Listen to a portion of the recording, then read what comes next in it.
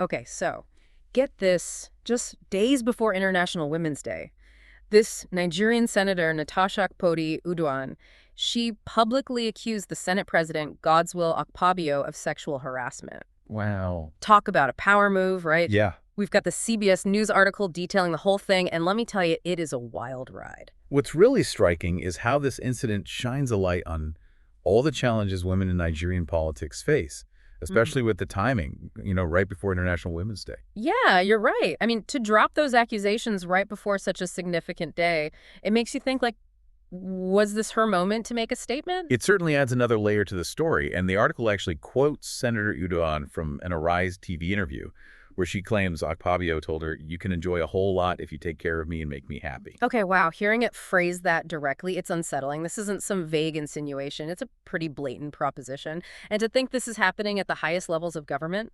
Yeah, it's a stark reminder of the power dynamics at play, not just in Nigerian politics, but in societies around the world. And it's particularly concerning in a country like Nigeria, which is often labeled as socially conservative. Hold on. Can you unpack that socially conservative label for me? What does that actually mean for women trying to climb the political ladder in Nigeria? It means they're often navigating a system where traditional gender roles are deeply entrenched. Hmm. So think about it. In many socially conservative societies, women are expected to be subservient to focus on family rather than like pursuing positions of authority. That cultural backdrop can make it incredibly difficult for them to gain equal footing, let alone rise to leadership positions.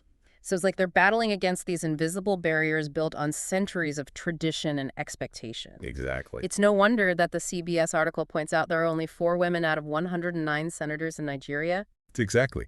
That statistic is pretty jarring, isn't it? Yeah. It really underscores the uphill battle women face when trying to break into those circles of power.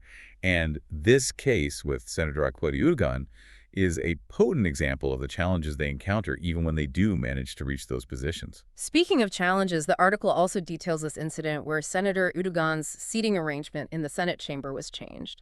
She claims it was a deliberate trap orchestrated by Akpabio to humiliate her if it was just about seating. Wouldn't there be, like, clear rules about it?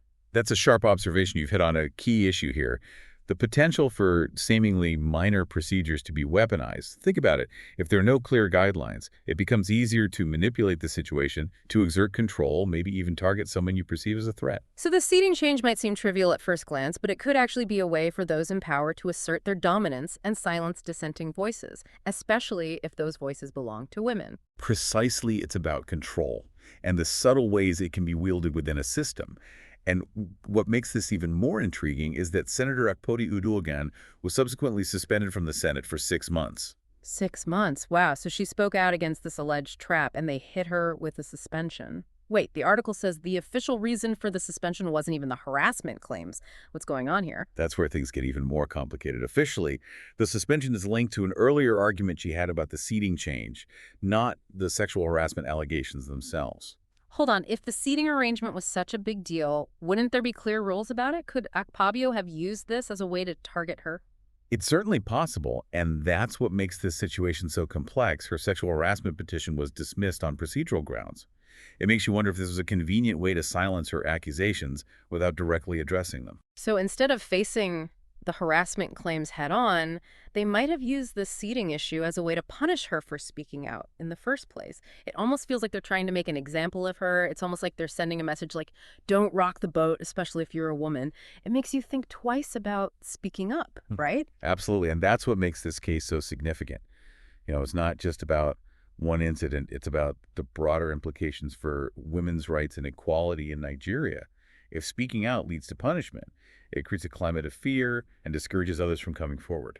So how did Senator Udogan respond to all of this? Does she just back down and accept the suspension? Not at all. She's a fighter.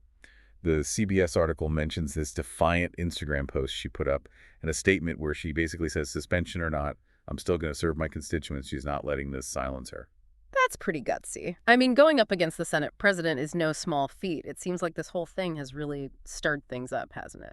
Oh, absolutely. The article talks about protests and counter-protests erupting in Abuja after her suspension. You've got people passionately defending her, calling this a blatant abuse of power. And then you have others saying she needs to apologize, that she went too far. It's a very divided response. It's interesting how a single incident can expose these deep societal rifts, these conflicting views on gender power and accountability. It's like this case has become a lightning rod for all these simmering tensions. It certainly has, and the CBS article even quotes Mabel Adinyanet, who founded a women's rights group. She says the message is chilling. Speak out and you will be punished. Wow, that quote really drives home the point. The chilling message being sent to women who dare to speak up. It's like a warning, stay silent or face the consequences. And it makes you wonder how many women in Nigeria or even globally are facing similar situations, but choose to stay silent because they fear the backlash. If someone with Senator Uduaghan's platform and visibility can be silenced, what hope is there for those with less power? It's a sobering thought, but this case also seems to have sparked a lot of conversation and debate. Could this be a turning point? A moment that forces people to confront these issues head on? It's possible the fact that this case has garnered so much attention, both within Nigeria and internationally, is a sign that people are paying attention. It's forcing a dialogue that has often been avoided. But some might argue that her suspension was justified based on her behavior in the Senate. How do we reconcile these different perspectives? That's a crucial question, and it highlights the complexity of the issue. On one hand, you have those who see her as a troublemaker, someone who disrespected the rules of the Senate and deserved to be reprimanded. On the other hand, you have those who see her as a courageous whistleblower, someone who dared to challenge a system that has long been stacked against women.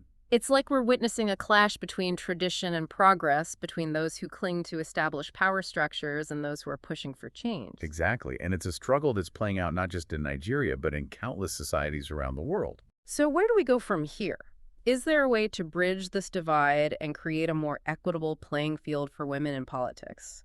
That's the million-dollar question, isn't it? It feels like we're at a crossroads. I mean, how do we move beyond just talking about these problems and actually start, implementing solutions? Well, I think it starts with acknowledging that there's no quick fix. That's good. We're talking about deeply ingrained societal norms and power structures that have been in place for generations, but that doesn't mean change is impossible. Okay, so where do we even begin? What are some concrete steps that could make a real difference in situations like this? One crucial step is strengthening legal frameworks and enforcement mechanisms for dealing with sexual harassment. Claims the system needs to be clear, accessible, and most importantly, it needs to protect victims.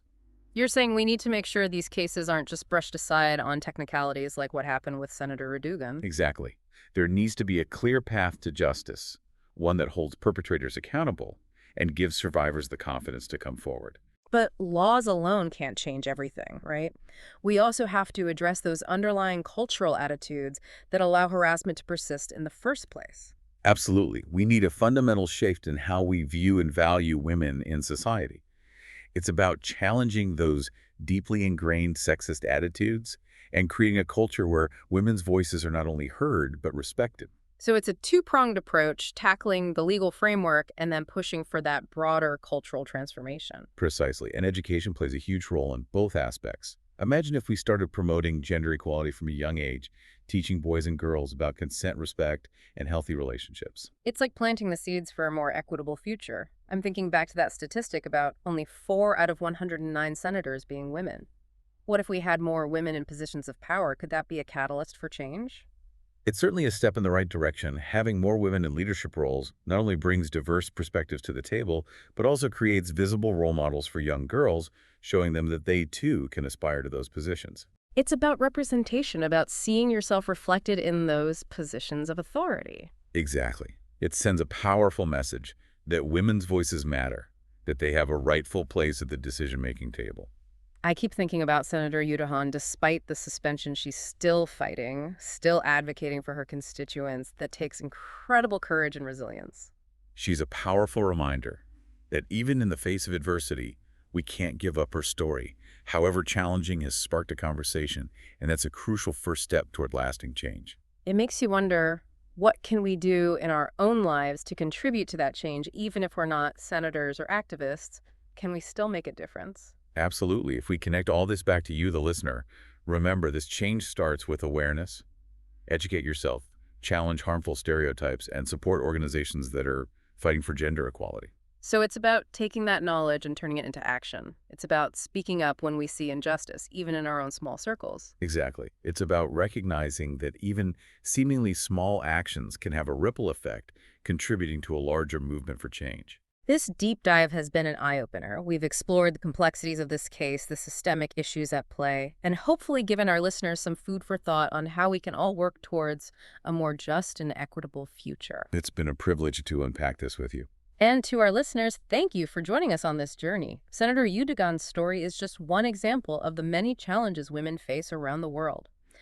Let's keep these conversations going, challenge the status quo, and work together to create a world where every woman has the opportunity to thrive.